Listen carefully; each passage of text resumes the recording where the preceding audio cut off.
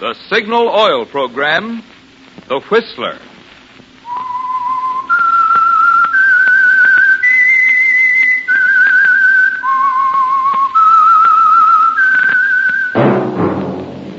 That whistle is your signal for the Signal Oil Program, The Whistler.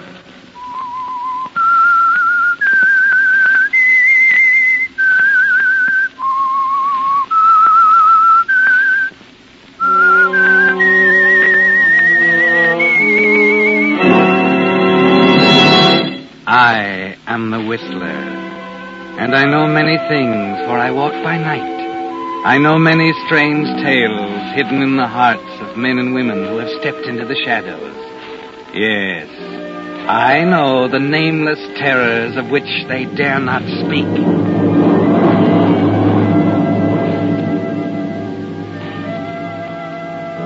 Yes, friends, it's time for the Whistler. And remember, let every traffic signal remind you, with new Signal gasoline, you do go farther than ever. Look for the familiar big yellow and black circle sign that identifies those popular Signal service stations in 7 western states from Canada to Mexico. And now the Whistler's strange story. Panic.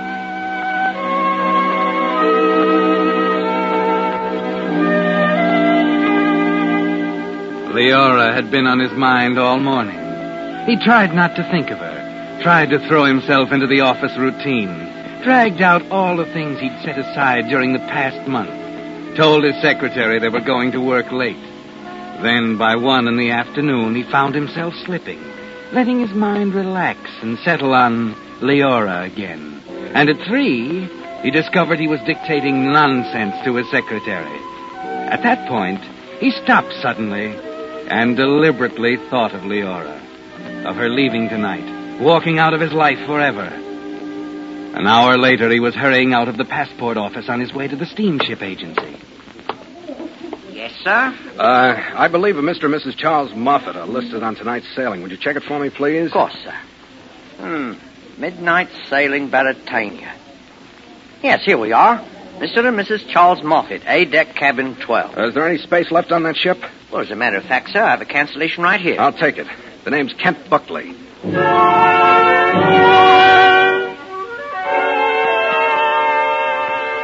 That's the way it is, isn't it, Kent? You agree to be sensible, to remember that she's married to respectable, wealthy Charles Moffat, surrounded by signs that say, "Keep off the grass," in big red letters. But it's always been hard for you to be reasonable where Leora's concerned, hasn't it? Yes, Kent. And it's certainly not reasonable for you to be taking the elevator to the 10th floor of the Park Lane Apartments that night at 9 o'clock, just 3 hours before sailing time, and walking down the corridor to Leora's door.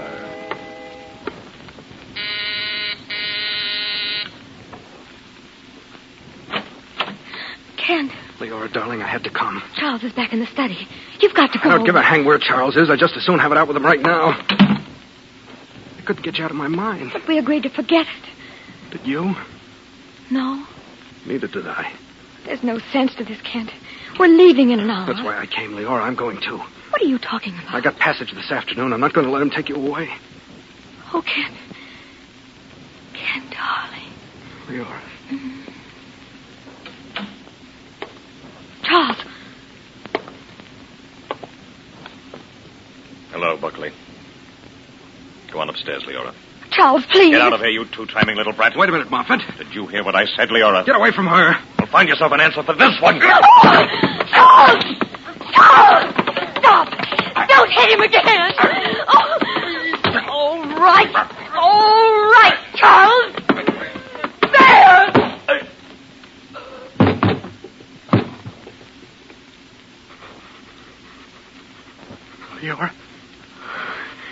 Leora, that poker, you... Wait a minute. He's not breathing. He's not... You killed him? Yes. I meant to kill him.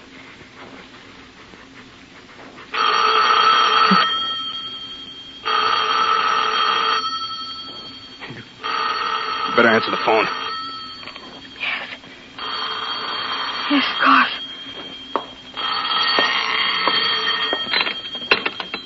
Hello? Oh, yes, the package. I'll call down when it's ready. The expressman's downstairs. Wait a minute. Let me think. I gotta think. Oh, Leora. Leora, please. Oh, what have I done? Ken, what have I done? Come on, you better sit down. There. Think. We gotta get rid of him some way. There's no way. We're on the 10th floor. We got 3 hours till sailing time. 3 hours. We'll never get away. There's no use trying. The baggage. Wait a minute. Leora, where are the steamer trunks? In the study. Come on. Oh, Ken. It's no use. Oh, we've got a chance. Whose trunk is this? Charles. His clothes. Big enough? Yeah.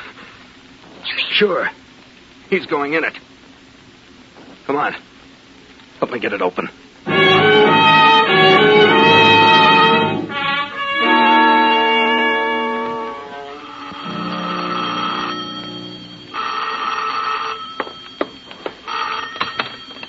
Hello? Just a minute. It's the expressman again. Tell him to come up in 5 minutes. Oh. Hello? Trunks will be ready in 5 minutes. Yes, please come up.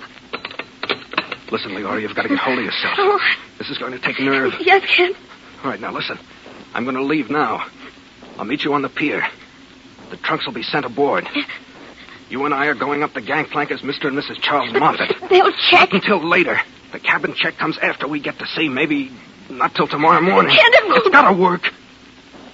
You know what happens if it doesn't? Yes, I do. All right, now listen. Your husband's going to commit suicide tonight, right after we sail. He's going over the side.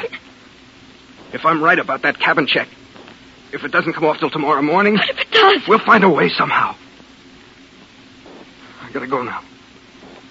Remember, I'll see you on the dock.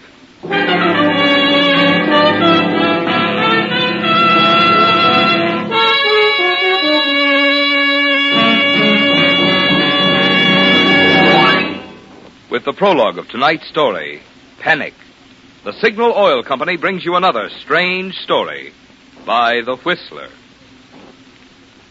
You hear people say there's a reason for everything.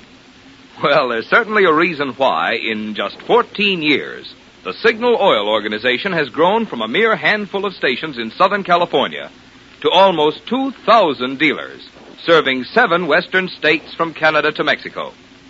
Briefly, that reason is quality of product. 14 years ago, it was Signal Oil Company that introduced the first guaranteed anti-knock gasoline at no extra price. And since then, Signal gasoline has been constantly improved to give you the benefit of every latest development in the automotive and petroleum industry. In today's new Signal gasoline, for instance, the atoms in gasoline molecules have actually been rearranged to create amazing new power. Power that not only helps you enjoy quicker starting, faster pickup, and quieter anti-knock performance from your car, but also helps you go farther than ever on each gallon of Signal. So you see, there's good reason for the swing to Signal. Good reason for you to get acquainted soon with the friendly station in your neighborhood displaying Signal's familiar yellow and black circle sign. And now, back to the Whistler.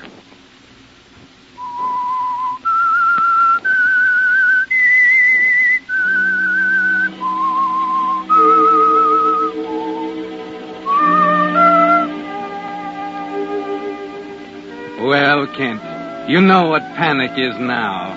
The blind, paralyzing terror that begins somewhere in your stomach and creeps upward towards your brain. You feel it as you stand on the dock, waiting for Leora, watching the stevedores load baggage, trying to recognize the tan, brass-bound trunk that holds the body of Charles Moffat. You've got his overcoat on, dark glasses, his hat and muffler pulled close around your face, so your features are hardly visible. You stand out of the crowd, moving toward the gangplank, waiting. 5 minutes. 10. Then... Kent. Leora. Get out of sight, quickly. What's the matter? Hurry. There's no one in the freight office. Come on.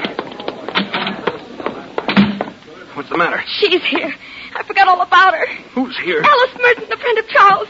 I just saw her, then I remembered. Kent, she's going too. She's on the same ship. Good Lord, where is she now? Wait a minute. Let me look. Over there. That woman in blue talking to the purser. Yeah. Oh, Kent, if she ever sees you, Wait. She's turning away. Going back to the waiting room. Looking for us, probably. If we can get to the cabin we're in, you can tell her I'm sick, can't see anyone. Well... As soon as I can get away, I'll leave the ship by the visitors' gangplank and come back on board under my own name. Understand? I think so. All right. Let's go.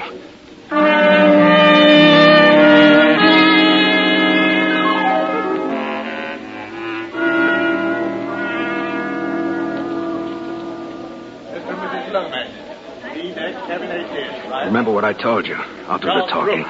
Just keep calm. Cabin 22, right? Tickets, please. Here you are. Mr. and Mrs. Charles Moffat.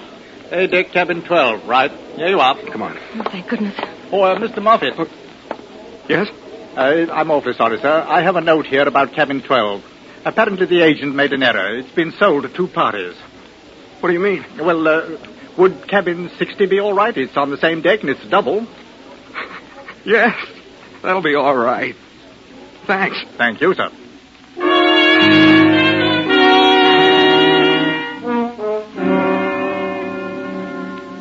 This way, Mr. Moffat. Right down at the end of the deck.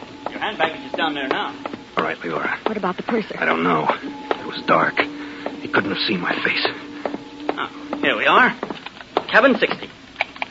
Oh, darn it. The key's stuck again. I'm going to have it fixed, I keep telling myself. Kent, shh. Kent, look. Laura! Charles, darling. Mrs. Merton. Can't you hurry? This doggone key. Here, let me try. It's stuck. Charles, I've been looking all over for you. Hey, look out. Let me have that key here. Wait a minute, Charles. All right, there. Get rid of her quick. Laura, darling, where have you been? Hello, Alice. About your trunks, Mrs. Moffat. They're on their way to the baggage room, but I can have them... Excuse me, Laura. I simply must see Charles. Wait a minute. Alice, Charles is quite ill. He's ill? I've got to get below, Mrs. Moffat, if you'll just tell me I'll about talk to you the later. trunks. Oh, I'm sure Charles won't mind it. Please, Alice, please. I said Charles is ill. He doesn't want to see anyone now. You understand? Why, of course. If he feels that way. Okay, I'll send the trunks to the I'm baggage sorry, room. Alice. He's been very low lately. I'm sure he'll feel better tomorrow. Why, of course. Good night, Leora.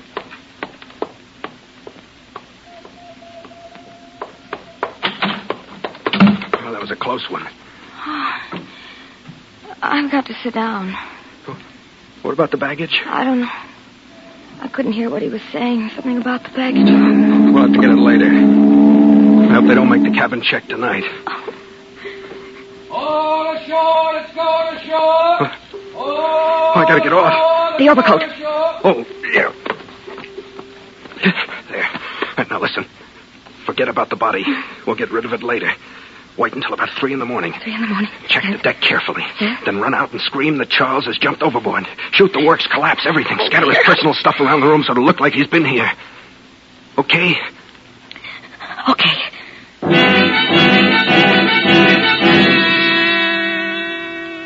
Yes, Kent. Panic is a terrible thing, isn't it? And it's eating away at you as you leave the ship with the bon voyageurs, as you return and present your own ticket. Then, an hour later, after the ship is pulled out, you discover to your horror that they're making the cabin check. Who is it? Kent, open up, quick. They're making the cabin check right now. Be here in 20 minutes. We gotta do it now. That man outside. What man? He's hung around here ever since you left. Out there by the rail. Yes. There, he's back again. I'll have to get rid of him. You know what to do? I think so. Good luck, darling. I'll wait till he's looking the other way. There. Now. Okay.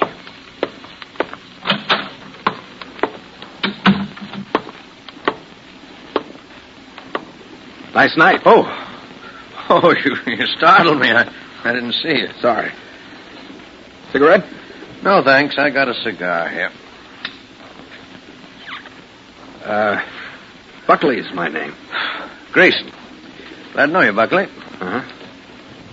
First trip? Well, matter of fact, it is. We'll have a drink on it at the bar down on the next deck. No, thanks. I don't drink. Oh. Been over the ship? Yeah, nice tub at that. Well, I was just about to take a walk around the deck. How about joining me? Oh, you better stick around. Purser's collecting the tickets. Maybe afterwards, huh? Yeah, all right. Mm-hmm. 10. Robert. Oh, there they are now. Yeah, there's... Oh, what's wrong? My heart. Doctor. Hey, good Lord, Purser! Purser! Yes, sir? This man's had a heart attack.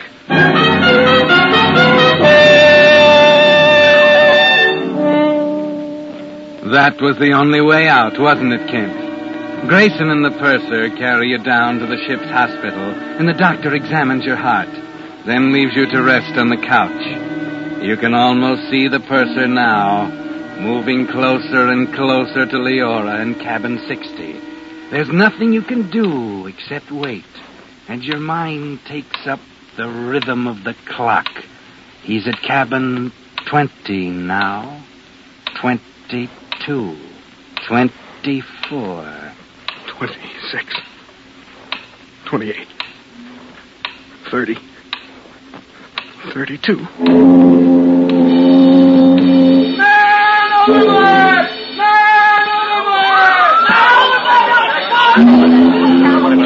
She made it.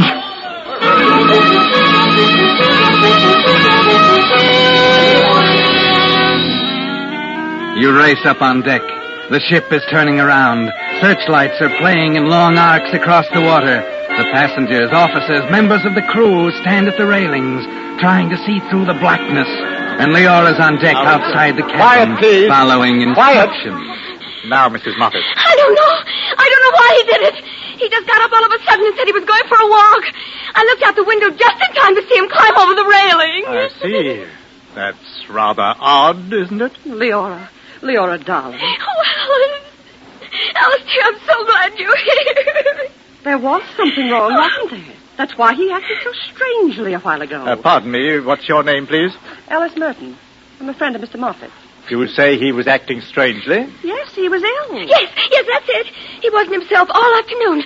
He said he was ill.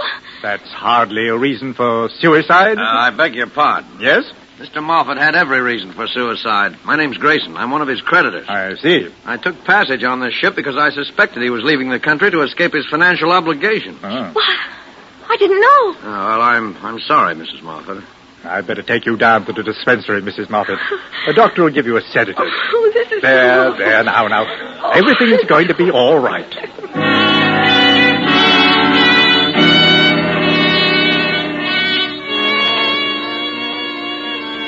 Well, that's one important hurdle, isn't it, Kent? But the rest is going to be more difficult. There must be no way for anyone to connect you and Leora, to link up your convenient heart attack with Charles Moffat's suicide. You have to take advantage of every moment the two of you are alone together. For example, as you are resting side by side on the beds in the ship's hospital, the doctor goes out for a moment. Did I sound convincing? Wonderful. Grayson was a blessing in disguise. We can take our time now. Yeah, 3 more nights. Get into Southampton in the morning of the 16th. If that trunk ever gets into customs... Don't even think about it. We gotta be careful. I'm worried about Grayson. I know. Look, I'll be in the lounge tomorrow morning after breakfast reading a magazine. You can come in. Shh. Here you are, Mrs. Moffat. Take 2 tablets tonight and a glass of water. Make you sleep. Thank you, Doctor. Mr. Buckley, I'm awfully puzzled about your heart. Oh, it's only happened once or twice. Seems perfectly normal. Strange, isn't it?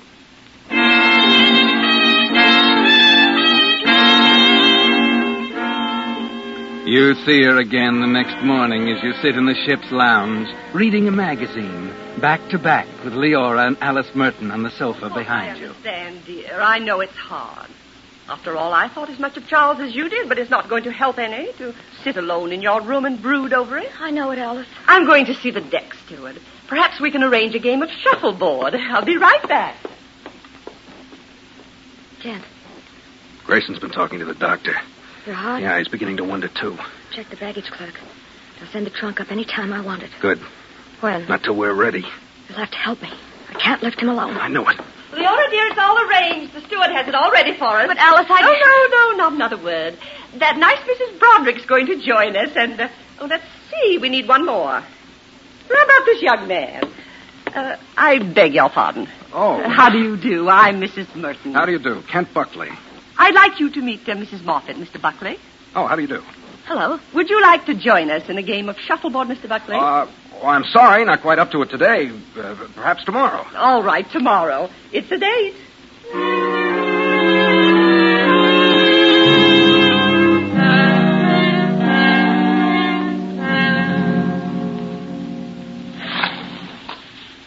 Good shot, Leora. Your turn, Mr. Buckley. All right, here goes.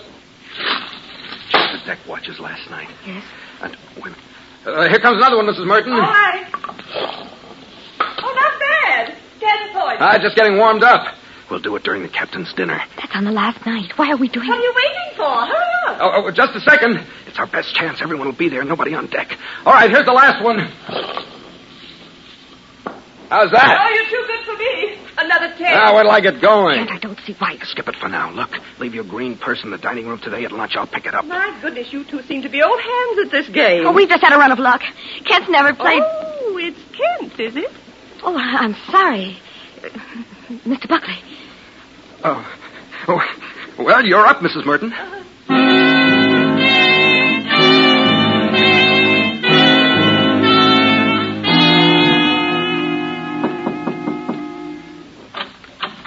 This your purse, Mrs. Moffat? Well, yes, it is. A gentleman found it in the dining room. Thank you very much. Here you are. Oh, thank you.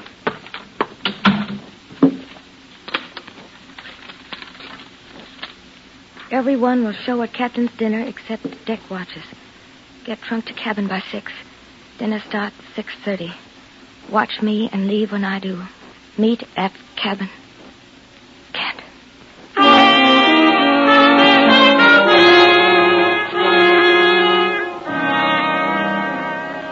The waiting is the worst part of it, isn't it, Kent? Sitting, wondering what she's thinking, wondering if she'll be successful in getting the trunk to the stateroom. A whole day of waiting, then a night and another day. You're 24 hours out of Southampton and the customs. But you were right. Your best chance is during the captain's dinner, attended by all the passengers and officers. No one to worry about except the deck watches. And you've been careful to note the exact time the watch on the afterdeck goes down to the galley for coffee. You're at the table in the dining salon at 6:30, seated next to your friend, Mr. Grayson, the man who represents the creditor. I saw you out playing shuffleboard yesterday, Buckley. Yeah. Enjoy it? Yeah, great game. A little strenuous. You don't mean that. I mean, for a man with a weak heart. Oh. Yeah. You know, if it hadn't been for that, I might have been able to stop Moffat before he went over the side. Matter of fact, I'd intended to go into his cabin and talk things over with him. That's how I happened to be standing out there on the deck. Well. And then you had to go and pull a heart attack at exactly the right moment. Always pick the worst time. Yeah. Almost peculiar the way it happened. You got a cigarette? How about a cigar? No, thanks, no. I better get some cigarettes. I'll be right back.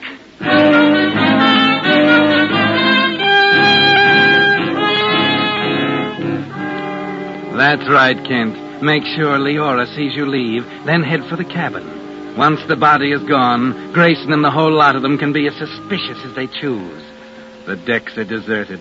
Everything is right, isn't it, Kent? Exactly right. Is the trunk in the room? I had an awful time.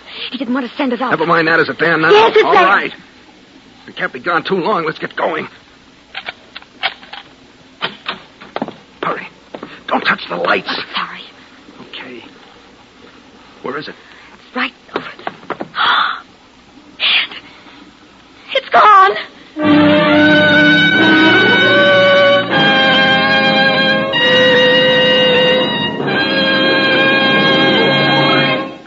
The Whistler will return in just a moment with the strange ending of tonight's story.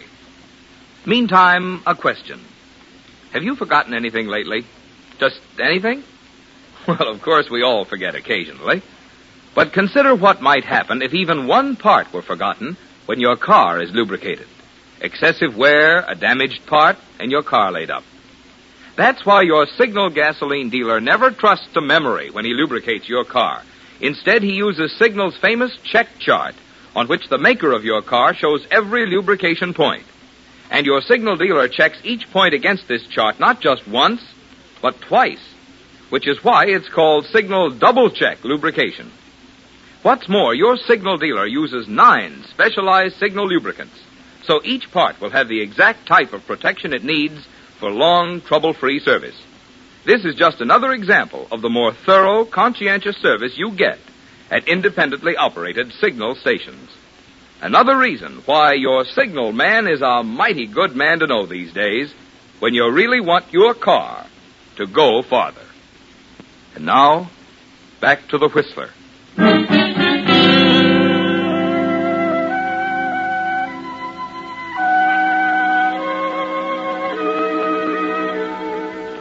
Well, Kent, the panic is back again, isn't it? The blind black panic you felt when you looked down at Charles, dead at your feet back in the apartment. The trunk with Charles's body is gone. Everything. All the planning, the careful meetings, the dodging and lying was useless. The trunk is gone. You forget about caution now as you and Leora hurry down to the baggage room on C deck and call the clerk to the window. Clerk! Yes, sir. What happened to the trunk Mrs. Moffat had sent up to her room this evening? Oh, I'm awfully sorry, sir. Where is it? Well, it seems Well, come on, where is it? Perhaps the purser can explain. Excuse me, Mackay. Where is it, Purser? It was in my cabin at 6 o'clock. It was an error on my part, Mrs. Moffat. I neglected to inform the clerk. Inform him of what? Of the fact that due to Mr. Moffat's death, we have to impound all his personal effects as a matter of form. What? I'm sorry, Mrs. Moffat. It's simply routine. What do you mean? We'll have to hold the trunk here till we arrive. But it will be available to you after its contents are examined and itemized by the authorities. Oh. So you see, really there's no reason at all to become alarmed, is there?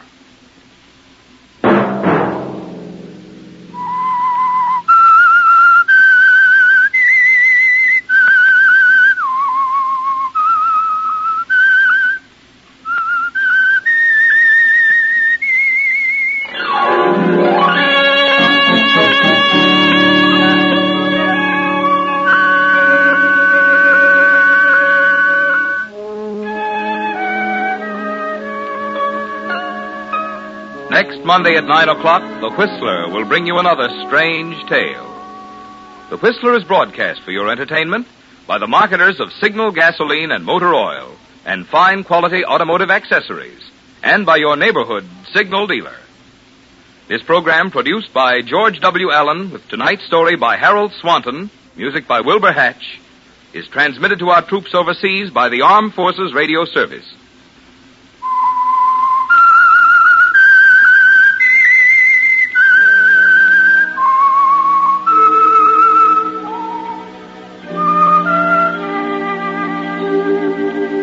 That whistle is your signal for the Signal Oil program, The Whistler. This is Marvin Miller speaking, reminding you to look for those familiar yellow and black circle signs that identify those popular Signal Oil stations in 7 western states from Canada to Mexico.